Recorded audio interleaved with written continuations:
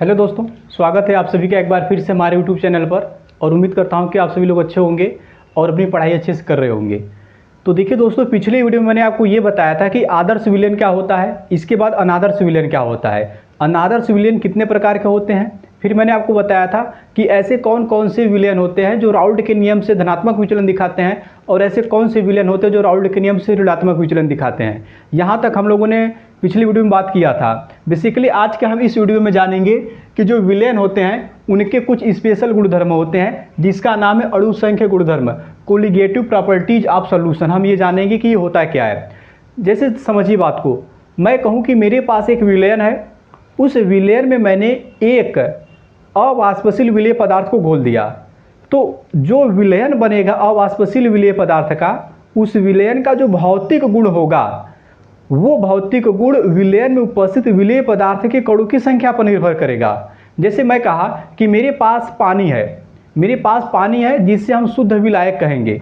उस पानी के जो अणु क्या होंगे, पानी के अणुओं की अपने कुछ ऊर्जा होगी, कुछ अपनी गतिज ऊर्जा होगी, तो वे अपने ऊर्जा से क्या करेंगे, एक दूसरे को टक्कर मारेंगे, यानी कि वो ब्राउनी गति करेंगे।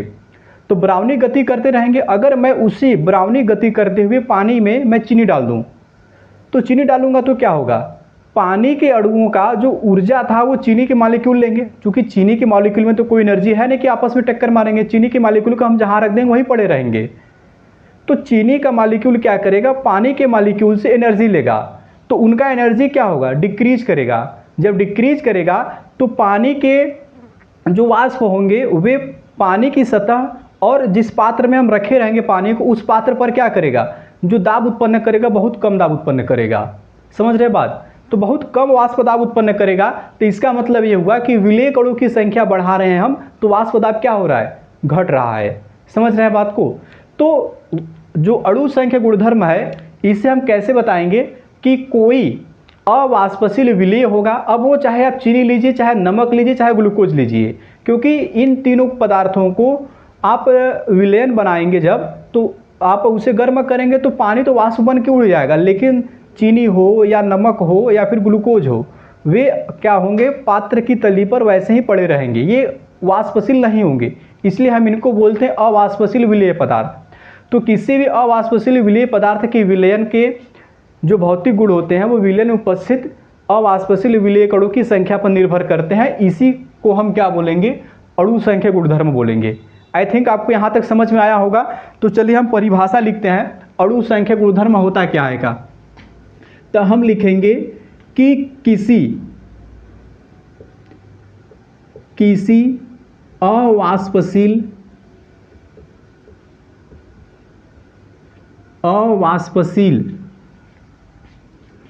विलेय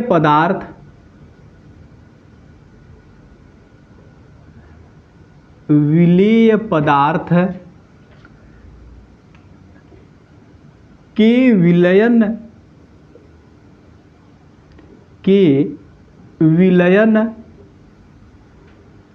के भौतिक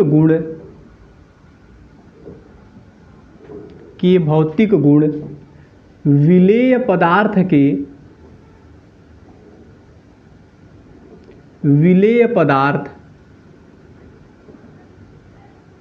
विलेय पदार्थ का मतलब है कि अवाष्पशील पदार्थ, विलेय पदार्थ के किसी भी अवाष्पशील विलेय पदार्थ के विलयन में विलयन के भौतिक गुण विलेय पदार्थ के कणों की संख्या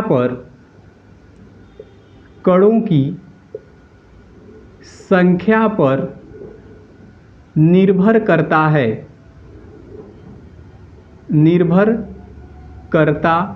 है, जिसे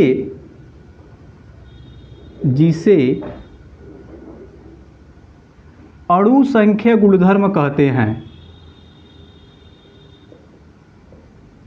अणु संख्या गुणधर्म कहते हैं। क्या यहाँ तक बात समझ में आई? क्या यहाँ तक मेरी बात समझ में आई? किसी भी अवाष्पशील विलेय के विलयन के जो भी भौतिक गुण होंगे विलेय की कणों की संख्या पर डिपेंडेंट रहेंगे, तो इसे हम बोलेंगे कोलिगेटिव प्रॉपर्टीज ऑफ सॉल्यूशन। अच्छा, एग्जाम्पल क्या क्या है, एनसीईआरटी ने क्या क्या एग्जाम्पल दे रखा है, कुछ एग्जाम्पल एनसीईआरटी दे रखा है जो हमें पढ़ना पड़ता है कोलिगेटिव प्रॉपर्टीज ऑफ सॉल्यूशन में। ठीक है, तो सबसे पहला एनसीईआरटी ने लिखा है वाष्प दाब का आपेक्षिक अवनमन। तो हम लिखेंगे पहला वाष्प दाब का आपेक्षिक अवनमन, आपेक्षिक अवनमन।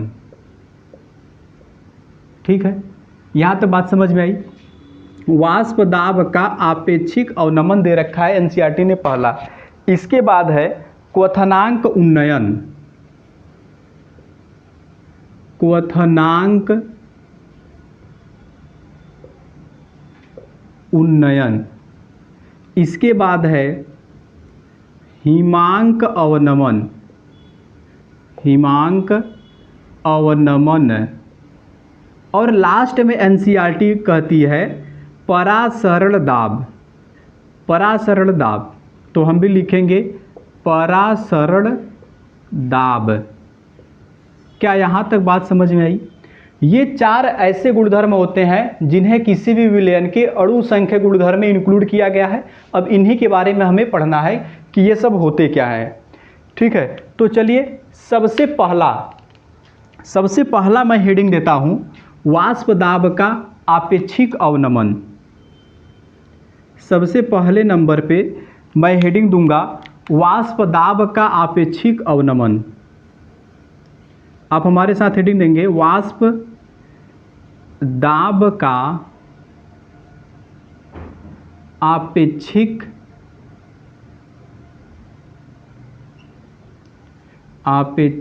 अवनमन।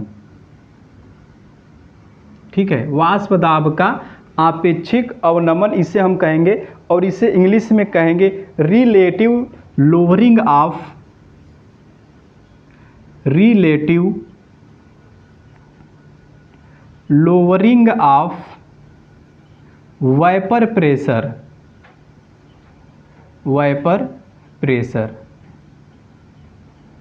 ठीक है, वाष्प दाब का आपेक्षिक अवनमन। सभी लोग ध्यान से समझेंगे कि वाष्प दाब का आपेक्षिक अवनमन होता क्या है।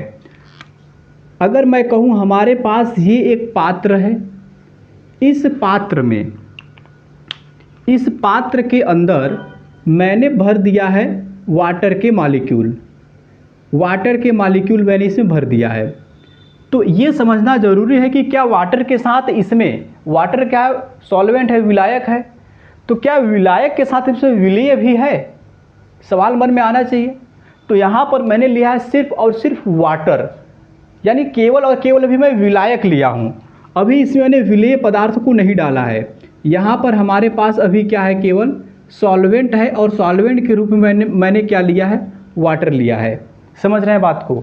तो ज़रा ये समझिए, कोई भी यदि मॉलिक्यूल होगा हमारे पास, तो उस मॉलिक्यूल के पास अपनी कुछ एनर्जी होती है जो उसके अंदर स्टोर होती है। तो वैसे ही पानी के अंदर भी उसकी कुछ एनर्जी होगी जो उसके अंदर स्टोर होगी। वे पानी क्या करेंगे, उस एनर्जी की सहायता से एक दूसरे को टक्कर मारेंगे। समझ रहे हैं बात को?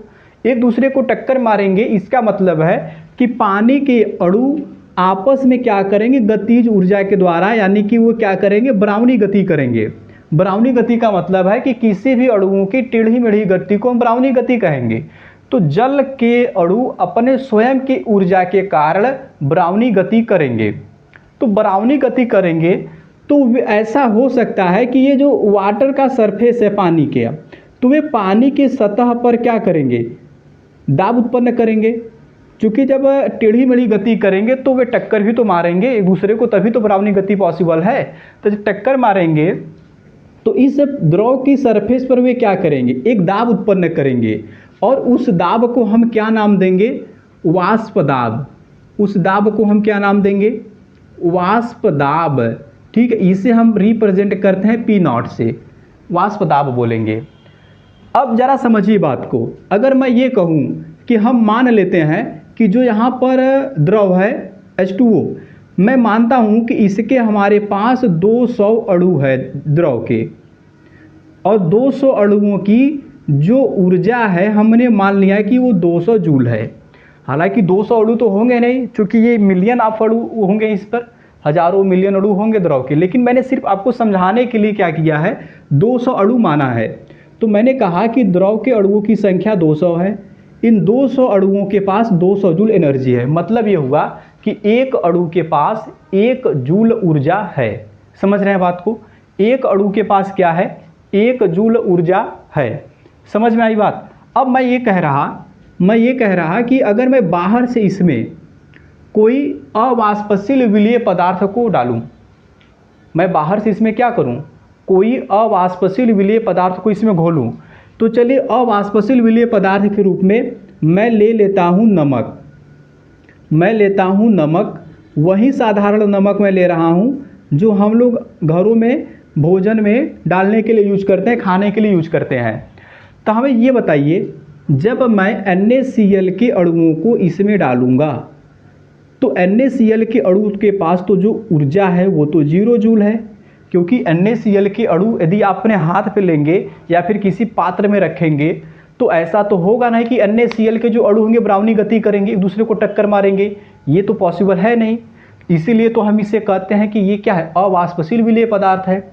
तो जब हम इसे इस पानी के अंदर डालेंगे तो ये क्या करेगा, ये जो है जब पानी के अंदर जाएगा तो द्रव के अणुओं की जो ऊर्जा है एब्जॉर्ब करेगा, द्रव के अणुओं की ऊर्जा को लेगा और उनके टक्कर को भी कम करेगा, क्योंकि स्टार्टिंग में सिर्फ द्रव है तो द्रव के अणुओं की संख्या ज़्यादा है, उसमें कोई भी विलेय नहीं है।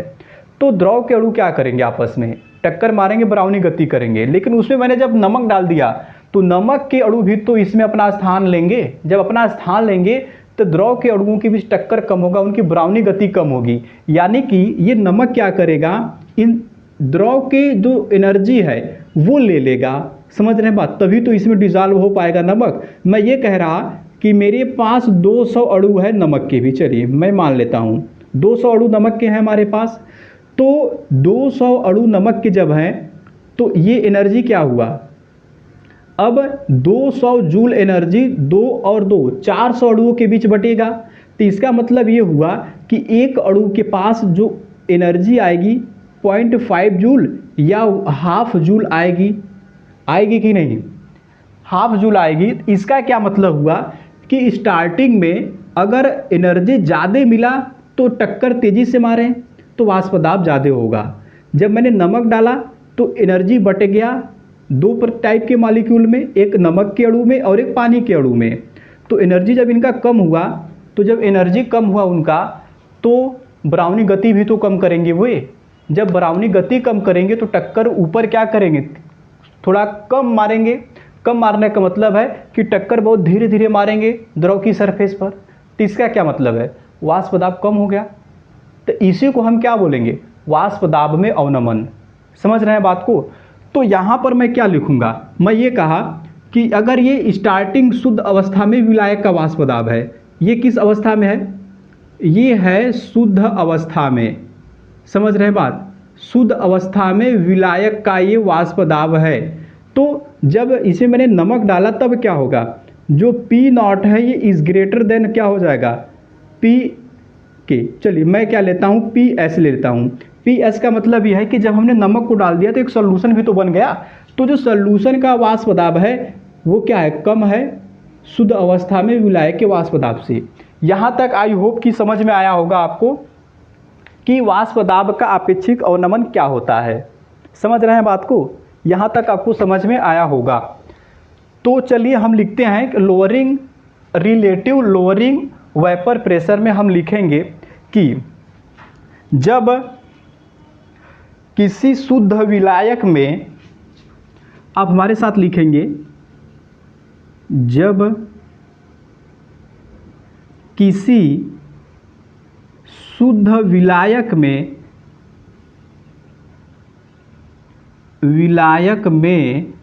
कोई अवाष्पशील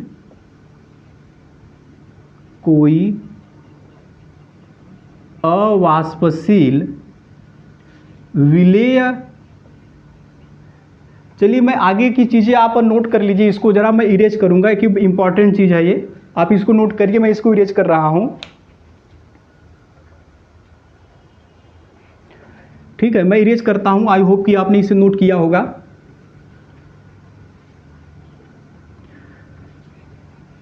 चलिए अब इसके आगे मैं लिखता हूँ कि जब किसी शुद्ध विलायक में कोई अवाष्पशील विलेय घोला जाता है तो प्रत्येक अणुओं की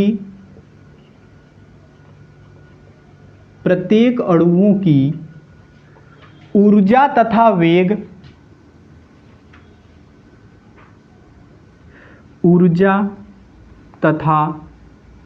वेग कम हो जाता है।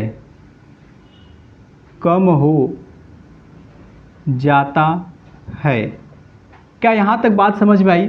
ऊर्जा तथा वेग कम हो जाता है, जिससे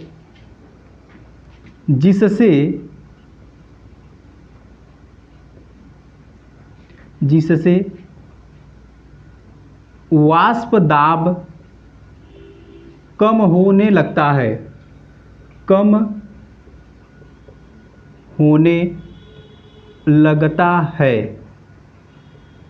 ठीक है, वाष्प दाब में हुई इस कमी को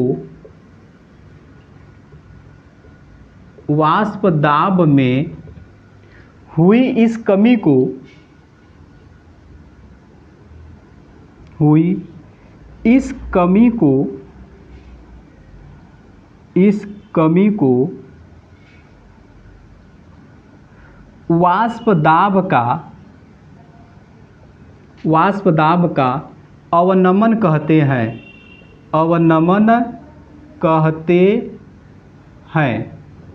यहाँ तक आई होप समझ में आएगी। अभी मैंने आपको ये नहीं बताया कि वाष्प दाब का आपेक्षिक अवनमन कब होगा, सिर्फ मैंने ये बताया कि वाष्प दाब का अवनमन हम उसे कब कहेंगे। यदि मैं ये कहूँ कि माना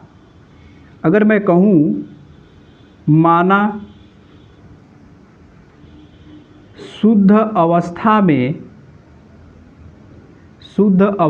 में विलायक का वाष्प दाब इक्वल टू पी नॉट। ठीक है, और विलयन का वाष्प दाब बराबर मैं ले लेता हूँ PS। ठीक है, तो चलिए इसके बाद मैं ऊपर फार्मूला लिखता हूँ। तब मैं क्या लिखूंगा कि वाष्प दाब का अवनमन बराबर वाष्प दाब का अवनमन बराबर क्या होगा, P नॉट माइनस PS। क्योंकि अभी जो मैंने यहाँ फिगर बना के आपको समझाया था वहाँ पर P नॉट ज़्यादा था। P नॉट पहले ज़्यादा था जब हमने अवाष्पशील विलेय पदार्थ डाला उसमें, तब P नॉट क्या हुआ, कम होने लगा। तब P नॉट में से हम माइनस करेंगे किसको, प्रेशर ऑफ सॉल्यूशन के, मतलब वाष्प दाब विलयन का माइनस करेंगे। तो हम यहाँ लिखेंगे कि P नॉट माइनस PS, यह है वाष्प दाब का अवनमन। अब मैं फार्मूला लिख रहा, वाष्प दाब का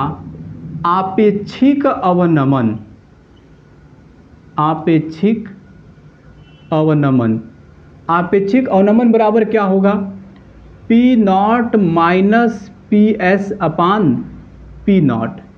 जब हम वाष्प दाब के अवनमन में क्या करेंगे, शुद्ध विलायक का वाष्प दाब से डिवाइड करेंगे, तब हमें क्या मिलेगा, वाष्प दाब का आपेक्षिक अवनमन।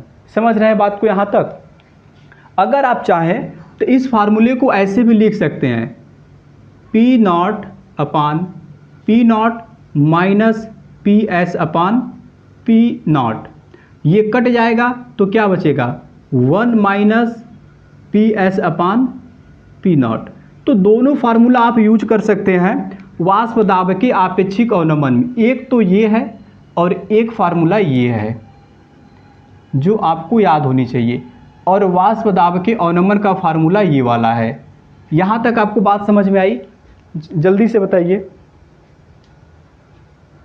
आई होप कि आपको यहाँ तक मेरी बात समझ में आई होगी।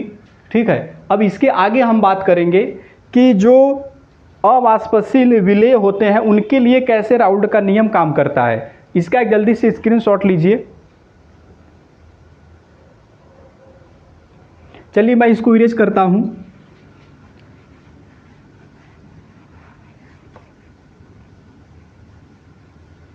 आप जब भी पढ़ने बैठेंगे कापी और पेन एक साथ लेके बैठेंगे, आप हमारे साथ हमारी बातों को सुनेंगे, समझेंगे और इसके साथ साथ अपने सुंदर से नोट्स क्या करेंगे, बनाते रहेंगे, ताकि दोबारा आपको रिवीजन करने में कोई कठिनाई ना हो।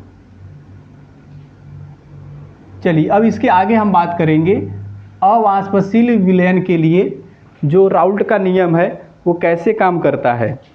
हेडिंग दीजिएगा, अवाष्पशील विलेय के लिए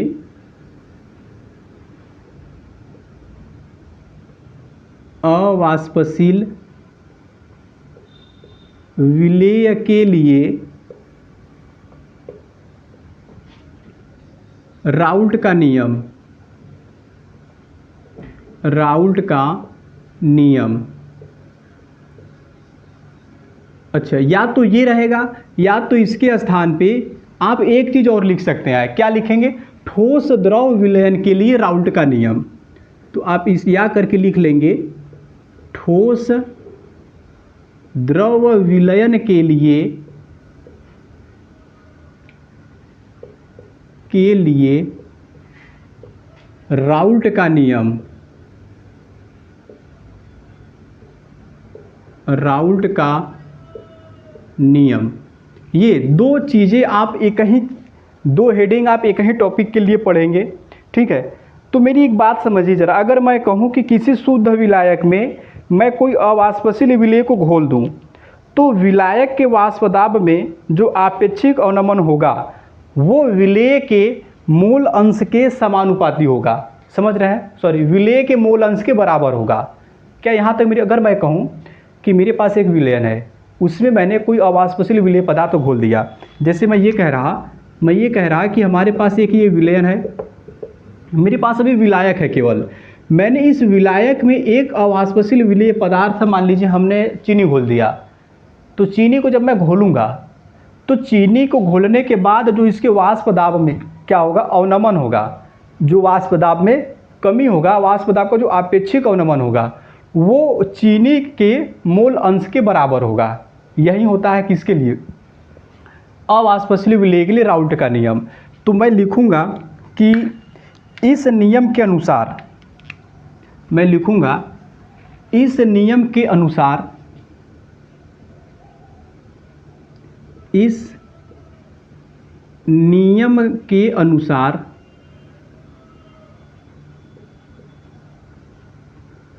इस नियम के अनुसार जब किसी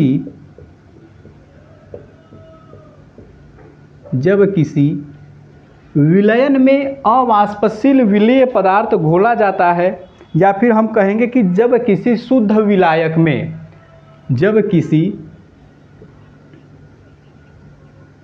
शुद्ध विलायक में कोई अवाष्पशील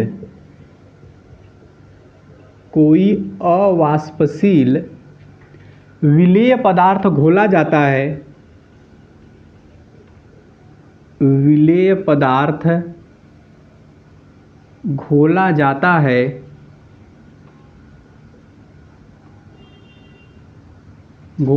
है, तब वाष्प दाब का जो आपेक्षिक अवनमन होगा, तब वाष्प दाब का जो आपेक्षिक अवनमन होगा, ठीक है, तो विलायक के वाष्प दाब का आपेक्षिक अवनमन, आपेक्षिक अवनमन, अवनमन का मतलब होता है कमी। अवनमन विलेय के मूल अंश के बराबर होता है, बराबर होता है। क्या ये बात समझ में आई? क्योंकि देखिए राउल्ट का नियम मैंने आपको पढ़ाया था, मैंने ये बताया था कि किसी भी विलयन में यदि दो अवयव है तो दोनों अवयव के ऊपर लगने वाला आंशिक दाब मूल अंश के समानुपाती होगा। जब समानुपाती हटा था तो वहाँ से हमें कांस्टेंट मिला था पी नॉट, जिसे हमने कहा था वाष्प दाब। तो यहाँ पर क्या हुआ है, जो वाष्प दाब का आपेक्षिक अवनमन है वो किसके बराबर है, मूल अंश के। किसके? विलेय के मूल अंश के। तो हम क्या लिखेंगे राउल्ट का नियम, हम लिखेंगे अच्छा वाष्प दाब का आपेक्षिक अवनमन है तो वाष्प दाब के आपेक्षिक अवनमन का फार्मूला क्या है, p naught minus p s upon p not. इसे हमको बराबर कर देना है किसके, विलेय के मूल अंश। विलेय के मूल अंश को चलिए मैंने एक्स ए से ले लिया, ठीक है। अब क्या होगा, चूंकि ये मूल अंश है, मूल अंश या मूल प्रभाज दोनों का मतलब एक ही है। मूल प्रभाज बराबर क्या होता है, मूल प्रभाज हम कैसे निकालते हैं, तो हम लिखते हैं कि किसी एक पदार्थ के मोलों की संख्या बटे सभी पदार्थ के मोलों की संख्या। तो यहाँ पर हम क्या करते हैं, यहाँ पर हम जो मूल अंश है उसका फार्मूला लिख देते हैं। तो फार्मूला क्या होगा, P naught minus p s अपान क्या होगा, पी नॉट बराबर मूल अंश बराबर क्या होता, small n upon small n plus capital n. समझ रहे हैं बात? स्मॉल एन क्या है, विलेय के मोलों की संख्या है, और कैपिटल एन क्या है, विलायक के मोलों की संख्या। यहाँ तक बात समझ में आई? तो ये होता है फार्मूला अवाष्पशील विलेय के लिए राउल्ट का नियम। समझ रहे हैं?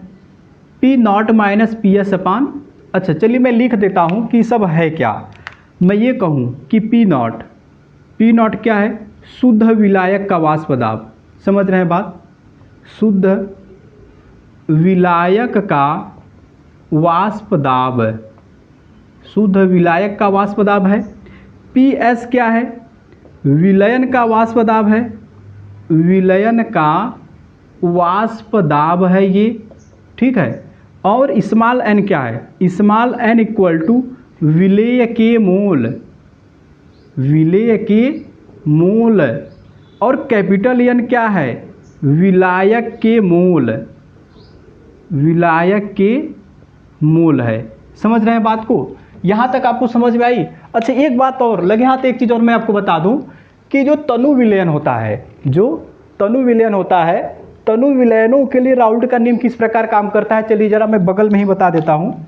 एक हेडिंग देंगे आप यहाँ पर, तनु विलयनों के लिए। चलिए मैं इतने भाग में आपको बताता हूँ, यहाँ पर स्पेस है अभी इतना, यूज कर लेते हैं इसको भी।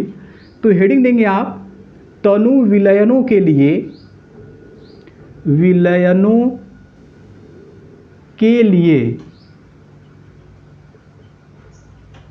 राउल्ट का नियम, राउल्ट का नियम। तनु विलयन के लिए किस प्रकार राउल्ट का नियम काम करेगा, हमें एक बात बताइए। इस चैप्टर के स्टार्टिंग वाले वीडियो में मैंने आपको ये बताया था कि विलयन के प्रकार में मैंने आपको बताया था एक तनु विलयन, एक सांद्र विलयन। वैसे तो बताया था क्या, संतृप्त विलयन, असंतृप्त विलयन, अति संतृप्त विलयन, सब कुछ हम लोगों ने बात किया था। लेकिन यहाँ हमें पहले दो की ज़रूरत है। तनु विलयन का मतलब है ऐसा विलयन जिसमें विलेय पदार्थ की मात्रा क्या होना चाहिए, कम होना चाहिए। किसके कंपेयर में, विलायक के।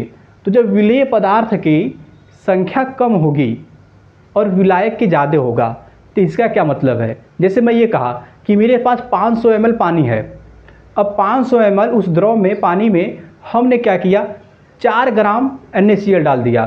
तो क्या वो कुछ समझ में आएगा कि हाँ कहाँ कंसंट्रेशन वो बनाया, नहीं समझ में आएगा।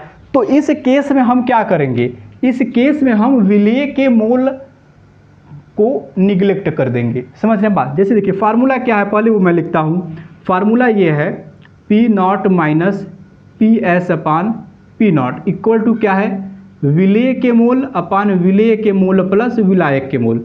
यही रिलेशन है। तो अगर मैं कहूँ कि 500 ml वाटर में, चलिए मैं ले लेता हूँ कितना, मान लेता हूँ 10 ग्राम, 10 ग्राम मैंने डाल दिया क्या, NaCl, तो क्या ये इस 500 ml पानी में कुछ कंसंट्रेशन बनाएगा विलायक के कंपेयर में? तो बहुत कम बनाएगा। तो हम क्या करेंगे, क्योंकि इस केस में जो विलेय के मोल होंगे ये क्या होंगे, ये लेस देन होंगे, बहुत ज़्यादा किसके कंपेयर में, विलायक के नंबर ऑफ मोल के कंपेयर में। इसका मतलब है कि सो N इज नेग्लेक्ट, समझ रहे हैं, N is neglected, N is neglected होगा। तो फार्मूला क्या मिलेगा, P not minus p s upon P not बराबर N अपान कैपिटल N। समझ रहे हैं बात यहाँ तक समझ में आई। अच्छा एक बात और, नंबर ऑफ मोल निकालने का फार्मूला क्या है, मास अपान मोलर मास। अगर आप चाहें तो पहले अलग से नंबर ऑफ मोल निकाल के ये वाला फार्मूला अप्लाई कर सकते हैं। अगर आपका मन है कि नहीं मैं ये फार्मूला यूज़ नहीं करूँगा, बिल्कुल नहीं, ठीक, तो आपके लिए भी एक तरीका है मेरे पास, P not minus p s upon P not, इसको रहने दीजिए। फिर क्या करिए, अगर ये विलेय के नंबर ऑफ मोल है तो विलेय के नंबर ऑफ मोल बराबर क्या होता है, मास अपान मोलर मास। तो आप इसको तोड़ दीजिए, विलेय के मास अपान विलेय का मोलर मास अपान के, ये विलायक का मोल है तो क्या करेंगे हम, विलायक का मास अपान विलायक का मोलर मास। अच्छा मोलर मास आपके मन में कट जाना चाहिए, नहीं, ऊपर विलेय का है नीचे विलायक का है। चलिए मैं इस पर लगा देता हूँ मॉलिक्यूलर वेट डैश, मैं इस पर डैश लगाता हूँ ताकि ये पता चले कि हाँ एक विलायक है दूसरा क्या है, विलेय है। आपको अगर ऊपर वाला फार्मूला यूज़ नहीं करना है तो आप आसानी से क्या कर सकते हैं, उसका भी दवा है यहाँ, आप नीचे वाले फार्मूला आराम से यूज करके राउल्ट के नियम से तनु विलयन के लिए आप जो भी वाष्प दाब निकाल सकते हैं। समझ रहे हैं बात यहाँ तक। आई होप कि यहाँ तक आपको बात समझ में आई होगी मेरी। अब नेक्स्ट वीडियो में हम बात करेंगे कि क्वथनांक अवनमन क्या होता है, समझ रहे हैं बात को, सॉरी क्वथनांक उन्नयन क्या होता है, नेक्स्ट वीडियो में हम आपको बताएंगे।